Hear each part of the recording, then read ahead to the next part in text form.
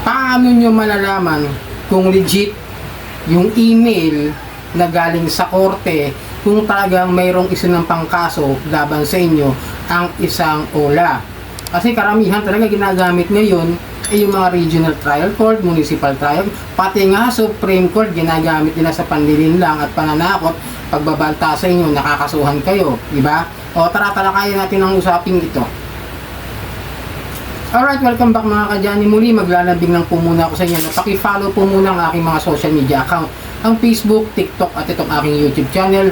Pati na rin po paki-like, share at hit nyo na po yung notification bell para updated po kayo sa mga videos na ginagawa natin dito about sa usapang OLA. So yun nga no mga kadyani, lagi nilang ginagawa ito, yung mga pananakot gamit ang mga court, municipal, metropolitan, regional, trial court. Pero disclaimer, hindi po ako abogado. Ito ay base lamang sa aking research. Papaalala ko lang, hindi po ako nagdi-discuss dito about law.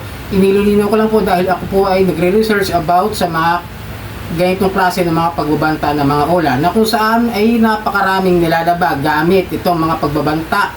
Gamit yung Supreme Court, Metropolitan, Regional, di ba? Papakita ko sa inyo yung isang klase ng pagbabanta at pananakot sa mga biktima ng OLA gamit itong mga email na galing daw sa mga korte na sinasampang karoon ng kaso. Pakita ko sa inyo itong isang to.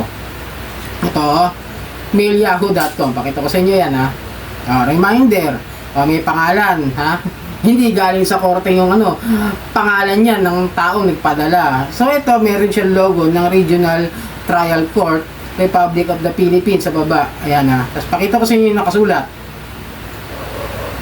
Good day. Our client endorses your name for case filing under Article 3, Section 20. It states that no person can be imprisoned for debt or non-payment. Ang gulo, di ba? Kakasuhan mo dun sa Article 3, Section 20 na kung saan walang nakukulong dahil sa utang. Ano nga ikakaso mo? Okay? Sundan natin. But let me inform you under Republic Act 8484, Section 14 of the Access Device Act, who abandons or surreptitiously leaves business, employment, or residence, change number when you stated in the application without informing the creditors may be prosecuted for fraud. Okay naman, nasa batas talaga yun. Kapag hindi ka nagpaalam doon sa inutangan mo, pwede kang kasuhan. Pero yung access device yun, ang pinag-uusapan dito is yung, alam ko ito credit card ito kung mga umuutang ka dyan sa mga credit card, yun ang alam ko dyan. Okay, dinawin ko lang ha. Alam ko sa credit card ito Tapos nakalagay dyan tignan nyo yung Regional Trial Court, ang email address, tignan mo naman. Pangalan armagpantay.regionaltrialcourt@gmail.com. Personal yan, hindi yan pang korte o email mismo ng korte. Pakitaan ko kayo ng isang tunay na na mga email address ng court. Example, dito ako sa Valenzuela, di ba? Meron dito ang Metropolitan Trial Court. Paano malalaman yung email niya kung legit? Siyempre, search mo yung lugar. Google mo lang, nandyan lang yan. Makikita mo naman. Then, pag nilagay mo yung Metropolitan Trial Court, lalabas naman yun sa Google Isa-isay mo lang. O ito, pag nag-email yan, ito po ang papakita niya sa inyo sa baba. Turo ko sa inyo. Ito. Ayan, lalabas naman niya sa baba niya yung kanilang email address kung tunay sila na galing sa korte. Ayan. Email address netc2bal082@judiciary.gov.ph.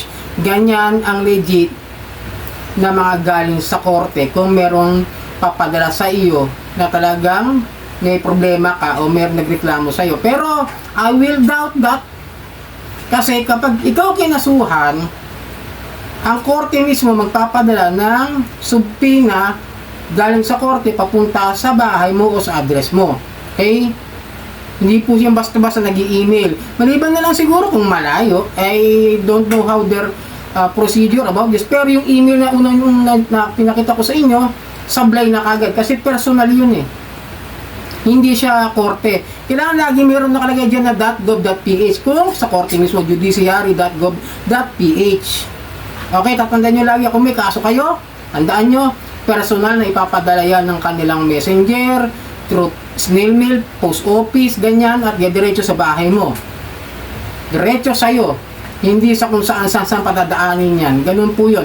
Pag may nagreklamo sa'yo, laban sa small claims. Disclaimer, hindi ako abogado, ha.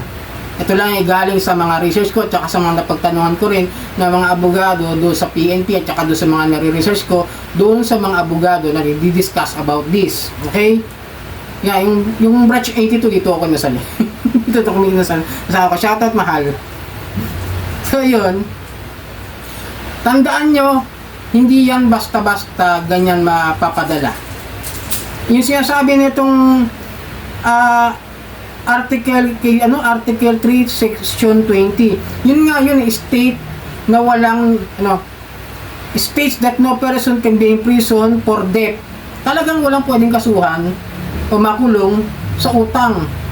Tapos isinama niya 8484 ng credit card o access device, di ba? Ang gulo niya. Kahit ako naguluhan nung binasa ko to, doon pa lang sablay na, hindi na to makatotohanan. Wala to, malayo sa katotohanan at masyado pa itong malabo sa sabaw ng pusit na adobo. Okay? Huwag kayong matatakot kung kayo nakaka-receive ng ganyan. Ngayon, kung kayo ay merong nag-file talaga sa inyo na reklamo, kung kaso, o talagang meron kayong nilabag doon sa ginawa ninyo, nag-apply kayo sa isang lending company o sa OLA na gumamit kayo ng peking impormasyon, doon papasok yung estafa at yung fraud. Pero yung ganun, pinasok niya yung access device doon sa Article 3, Section 20. Ang gulo eh. Totoo lang hindi pwede mag-combine yung dalawang yun. Kasi ang small claims is civil case. Then, the access device, kapag gumamit ka ng fraud, ayun, papasok. Pwede na rin sa access device kapag kayo hindi nagpapaalam kasi. Iba kasi usapan nyo sa credit card pag hindi ka nagpapaalam. Alam ko yung ganun yatang may kontratang ganun. Kailangan magpaalam ka, magsabi ka kung umalis ka sa trabaho mo, something like. Unlike dito sa mga OLA. Sino ba yung unang mga nanloloko rito? Yung biktima o yung OLA? Kasi kadalasan sa OLA, totoo lang sa address pa lang, sablay na eh. Diba? Sa papa-endorse pa lang sa ads nila, sablay na. Sasabihin 120 days, tapos buo mo makukuha, pero pag nakuha mo na kalahati, tapos 7 days, di ba? Ganyan sila. Sino ba yung unang nanloloko? Sino ba yung unang nang-i-scam? Ganun lang ang nalabanan dyan eh. Kung talagang kaya nila magsampa ng kaso sa korte, then go! Magsampa sila kung talaga legit sila. Magdala sila ng kanilang mga permit. Business permit, BIR, SEC, CIC, kung paano ba yung proseso ng pagpapahiram nila, matama, sumusunod ba sa regulations ng SEC na 15% per month, pababa sa 10,000, di ba? Tapos 4 months yung utang na yan. Paano kung hindi naman sumusunod? May kakayahan ba sila? Kakaya ba nila talaga mag-apply mag-file ng case sa isang nangutang? Di ba? Katarantaduhan naman na.